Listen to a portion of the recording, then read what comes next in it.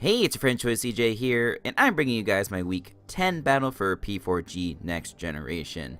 Now, at this point in the season, we are 6-3, and based on the way the playoff picture is looking, if we get one more victory, we should be a lock for playoffs, but that is not going to be easy this week, as we are going up against my buddy Matt O'Shea, coach of the Montreal Milotics, and I'm going to go through this fairly quick. One, because there's team builders that are very long are not very fun, and two, this is a little bit late. I'm recording this at about 6 p.m. on Friday, and I want to get this up as soon as possible. So Matt's team is Celesteela, Rotom Wash, Crocodile, Snorlax, Alola Marowak, Roselia, Mew, Raikou, Ribombee, Ditto, and Kommo-o. So there's a lot of really good setup stuff on his team, like Celesteela, Mew, and Kommo-o, and he has a natural deterrent to a lot of my setup with his Ditto, and so the matchup is a little tricky in general. Like, I think I have plenty of threats for him, but it's just tough because, like, a lot of the threats that, like, I think are really good, like, I can't, I have to play very tepid with them. Like, you'll see I have a few setup sets, but I can only use them when the time is right. Yeah, and just like Mew in particular, like, Mew is such a scary mon. It's so hard to anticipate what sort of set it's going to bring. And it sort of forces me to bring certain mons and stuff like that. So let's quickly go into this, and we'll hop on into the battle. So, excuse me, we do have a defensive Seismitoad. It's pretty fast. I think this investment is to help me outspeed. Like, I think it's guaranteeing outspeeding like a max speed Marowak or something like that. Let's just quickly look at that. I realize I'm like wasting time, and I just said I wanted to hop right out into the thing. But yeah, so it's enough for Marowak, and then something else. I think probably Rotom is actually what it was. No, I have a little bit of extra speed. I guess for a min speed Crook, that's kind of what it looks like. That's what I have on this Seismitoad. And this is, what I want to use to get up rocks. I'm going to use this to switch into stuff like Raikou. And we are packing Earthquake instead of Earth Power because I don't want to be walled potentially by a Calm Mind Raikou. That's definitely could be unfortunate if that was the case. But yeah, just Rocker, Toxic User. Like, getting Toxic on a setup Mew, on a setup Snorlax could be extremely important in this matchup. And his water types like Rotom don't really like dealing with Toad. And even stuff like Celesteela doesn't really like dealing with Toad, just because, like, I can potentially burn him, and I am packing Rindo Berry for any Giga Drain or Seed Bomb coverage. Next, we've got a pretty offensive Volcanion. He does have a few natural switch-ins to this thing, being Rotom and Kommo-o, but neither of the things particularly like being burned, especially Kommo-o. Like, I think luring that thing in with Wisp is really nice. And then Roar is just nice for potential setup on stupid stuff like Celesteela, or some other stuff like Snorlax we can potentially tank a hit from if he's only at like +1 or so. And so, in Kommo-o, I think we can tank a hit from most variants of Kommo-o. We have enough speed on here. I think this is for 0 speed Mew. I realize I'm shuffling back and forth quite a bit, but let's see. Yeah, it's enough for a 0 speed Mew. So he might feel inclined to bring a bulky Mew just because Mew is sort of hard for my team to break in general. Like, I have the Muck, but even Muck can't one-shot Mew, so that's an option there. Next, we have a Life Orb special attacking Salamence with a Draco, Fire Blast, Hydro Pump, and Roost. His switch-ins to this, like, Ribombee resists Dragon-type attacks, but obviously that's threatened by my Fire Blast, and he always has to be afraid of potential Supersonic Sky Strikes. His Steel type is Celesteela, which obviously gets hit fairly hard by Fire Blast. I've got Hydro Pump to hit things like Marowak, Crocodile, things that, otherwise don't really appreciate, they wouldn't appreciate that. And then Roost just in the last slot to potentially give me some longevity versus things like Raikou versus Rotom and things like that. Like, this allows me to be a little bit of a pivot versus them. I didn't put enough speed on here for max speed Mew, only enough for max speed Crook, because again, I'm sort of anticipating a bulky Mew. So these are sort of just like the sort of early game mons, I would say. Any of these next three could be my late game sweeper. So I do have a Curse Recycle Alolan Muck, and this is really nice. If I can get a couple of boosts, I should be able to be bulky enough to deal with the likes of Crocodile and Marowak. And then otherwise, like, he doesn't have great coverage for switching into knockoff plus Facade. I guess like a Philly Fizz Def Celesteela can kind of switch into. That's basically the only thing.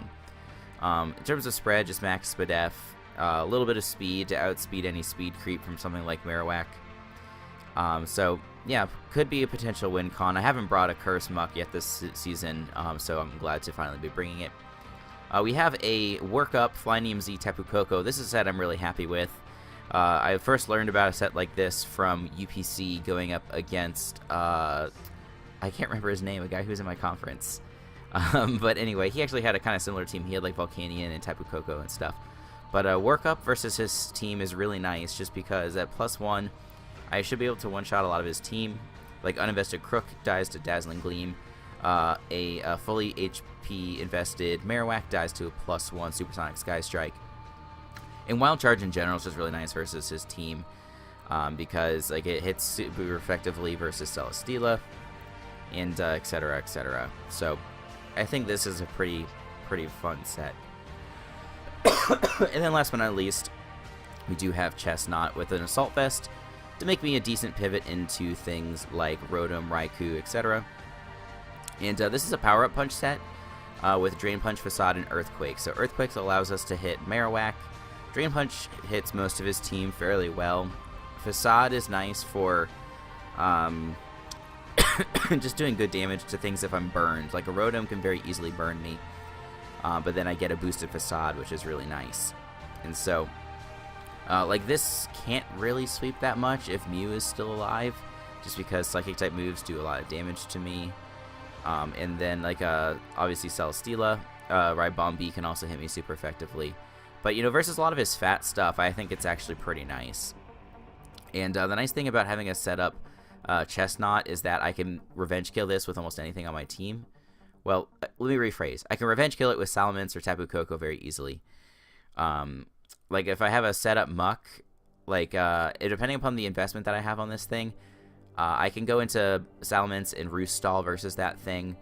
And then Tapu Koko, like, depending upon what move he locks himself into, like, you know, basically, I think Tapu Koko is the only thing I can't set up with as long as Ditto's still alive, just because I don't really have anything that can switch into this, to a Wild Charge if Seismitoad's dead, or if he goes for a Brave Bird, I don't really have anything that can switch into a Brave Bird. And I guess I have a Dazzling Gleam resist being Volcanion, but yeah, it's just too risky, but I just like the set too much not to go with it. So yeah, just gonna have to play around the thing and be very, very careful. But that's the team. And this was one of the hardest team builds of the season. Matt's got the best record in the league, and it's going to be quite a challenge facing off versus him. But this match is extremely important because this is the match that guarantees us a playoff spot. We do have one more week to potentially snatch that W, but I'd rather do it sooner rather than later, just so I don't have the anxiety of being you know, pressured to win next week. So with that said, let's go to the battle, and Matt has brought Mew, Raikou, Snorlax, Crocodile, Kommo-o, and Alolan Marowak. So he doesn't bring Celesteela, which I'm not that surprised about, to be honest. I just have a lot of things that can sort of check it.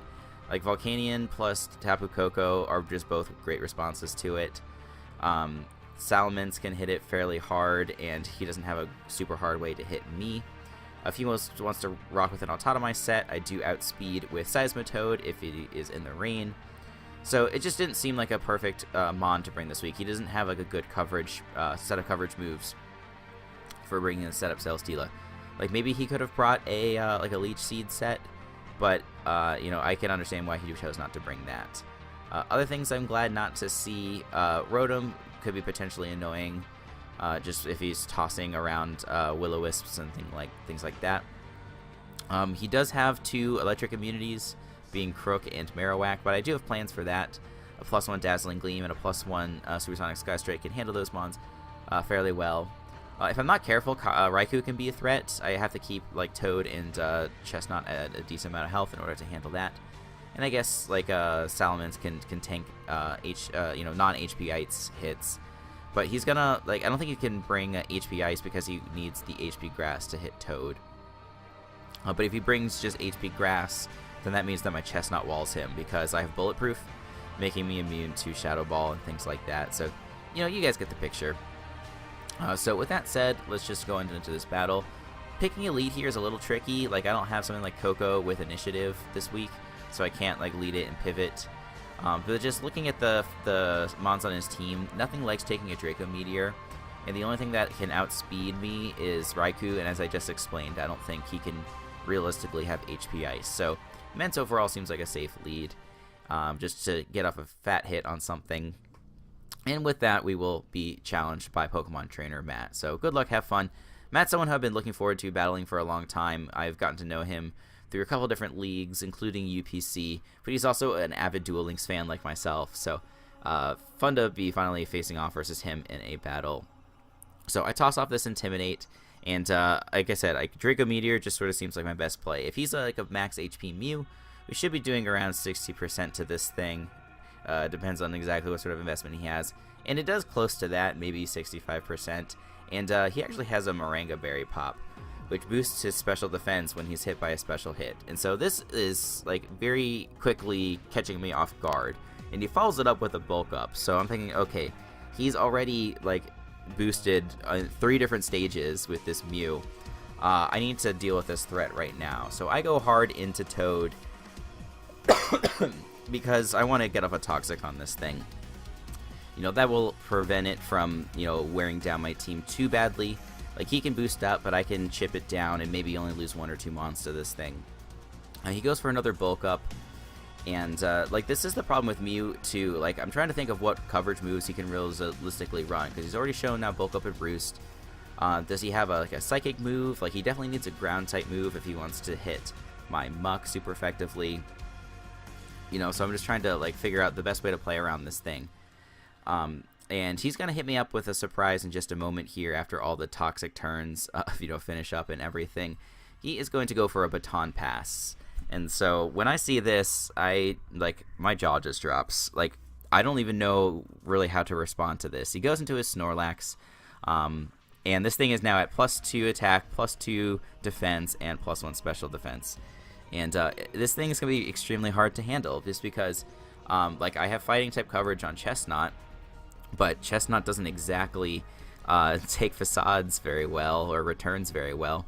I go for a burn, you know, but of course he shows the facade. Like, and actually, it's like, getting the burn here would have been really bad because not only would that have boosted up his facade, but then like it would be really hard to wear him down over with time.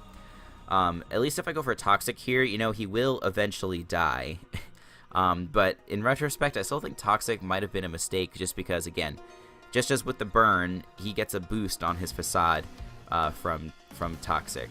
And I don't have a normal resist on my team, so I go into Mence mainly to get an Intimidate, because if I get off the Intimidate, I can then go into Chestnut.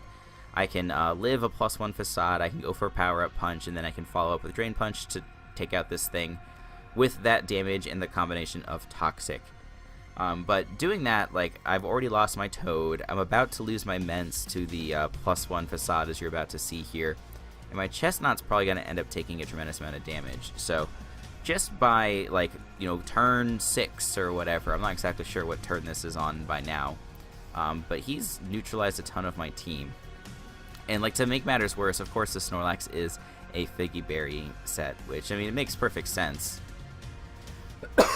He's probably got coverage to hit things like Scizor on my team.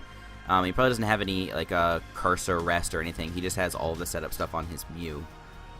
But I do go for the Power-Up Punch as I explained, and we'll be able to hit it up with Drain Punch.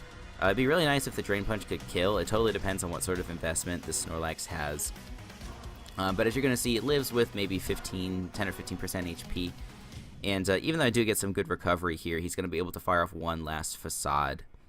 And it'll bring my Chestnut into the red, and the Snorlax will finally go down. So we neutralized this threat, but now we are going to be looking up against a Crocodile, and I have a weakened Chestnut, I have a Tapu Koko, I have a Volcanion, and I have a Muck.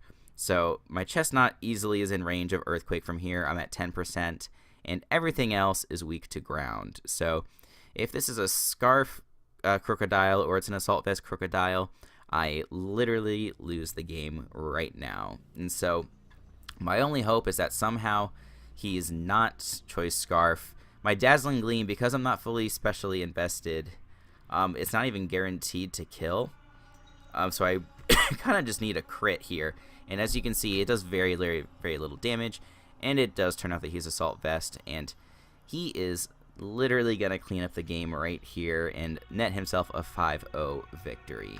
So let's talk a little bit more about this Mew. Did I have other ways to play around the Mew? Yes, I did. I had a Curse Muck that I could have switched into to potentially set up alongside the Mew.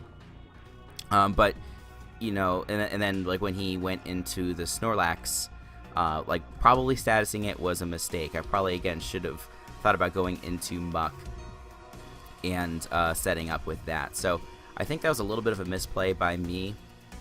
But like just the Mew having Baton Pass just threw me for such a loop. I kind of lost my ability to like process properly. And like because Mew with a bulk up set, it could be anything, right? Like I'm trying to think of all the potential options it could have. You know, what are its coverage moves? Like how do I deal with this? You know, and I also had Roar on Volcanion, but I was like, oh well, if he's bulking up, I can't go into Volcanion and roar it out because he's gonna be able to kill me with something like Earthquake. Like he definitely has to pack Earthquake for Muck. But it turns out he didn't have that. He just had bulk up Roost, Baton Pass, and his move. His final move was Acrobatics, so that combos well with the Moringa Berry, and my team in general is just not very good at dealing with flying, so I totally get it. Like, that set could have even won on its own without Baton Pass.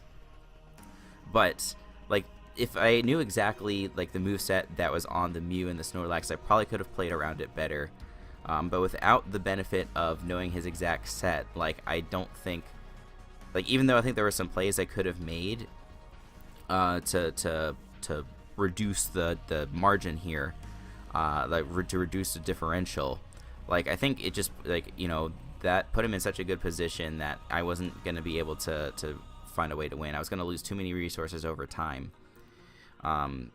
You know, and that comboed by the fact that I didn't respond to it the best just ended up in a very, very lopsided loss for us. So big shout out to Matt.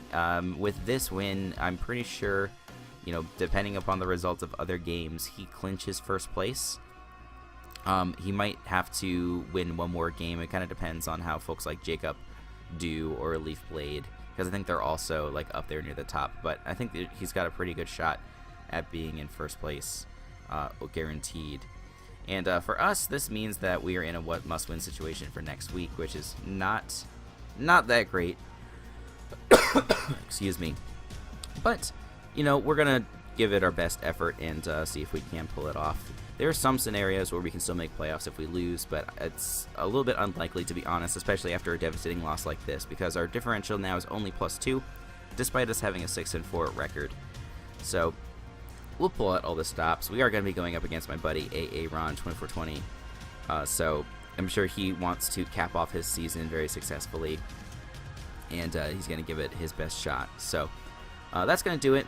Hope you guys enjoyed. Sorry it was a short one, and sorry that it was very lopsided, but hope you did enjoy, and I hope you check back to the channel for other gaming and Pokemon content. So until the next time, I will see you guys later.